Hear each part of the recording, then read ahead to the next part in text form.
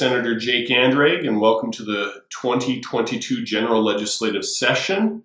I just want to quickly run over a couple bills that we passed this week. This is week 2 of the General Legislative Session. First and foremost, I mentioned this in last week's video, is we repealed the mask mandate for Salt Lake County. And I just wanted to briefly explain why, because we had a lot of people that were freaked out and said, hey, you're removing local control. It was because information that we received from the State Health Department as well as the CDC that showed that those masks, especially the cloth ones, had very little impact on Omicron. The second reason we did it is because scientists are also saying that actually getting infected with Omicron seems to be a very low risk of serious disease and serious consequence, as well as it helps with your further immunity. So that's really why we did it, was our infections were so outpacing our death rate to such a high degree that doing a mask mandate actually didn't make any sense whatsoever, especially when there was very little effect. So that has now been repealed, both House and Senate, does not need to go to the governor.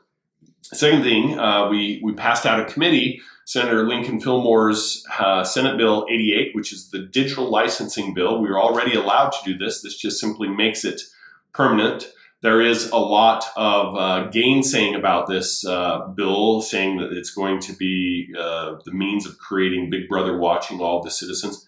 It's simply not true, and we've already been doing this for 5 years. So it's just making it so that it's not a pilot program anymore. Anyhow, you'll probably hear chatter on Facebook about this.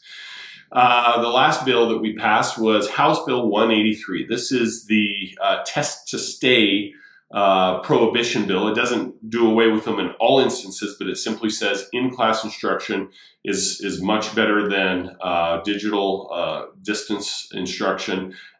We were once again passing this because of the knee-jerk reaction by Salt Lake School District and others, Summit County, that said that we were going to go ahead and shut down our school in-person learning, which the data that we're getting from the health department and the CDC does not back up those actions. So I want to finish by just mentioning 3 bills that I'm running. One is the Citizens Digital Portal. This would be, in essence, create the one-stop shop for citizens for any of their interactions within state government, like paying your taxes, getting your birth certificate, buying a fishing license. You can do it all on a single website, one-stop shop. So I'm moving that forward. That bill should be public sometime later this week. We also have, and this is entirely exploratory, the Electronic Voting Exploratory Task Force bill.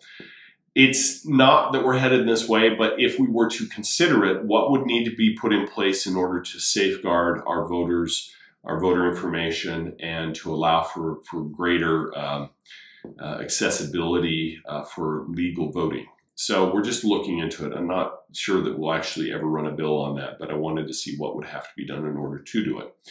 And lastly, this year's annual affordable housing bill is going to come out of the House this year. I pushed it over to Representative Waldrop to run because he's never had the joy of being the chief sponsor on the affordable housing bill. So that bill should be made public a little bit later this week as well. And as more details come out, I'm happy to share those with you. So that's it in a nutshell for week 2. My name again is Senator Jake Anderegg. You can reach me at jandereg@le.utah.gov.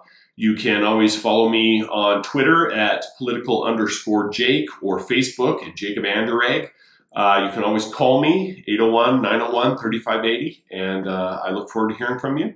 And as ever, this is Senator Jake Anderegg saying from the Utah State Capitol Complex, we'll catch you next time.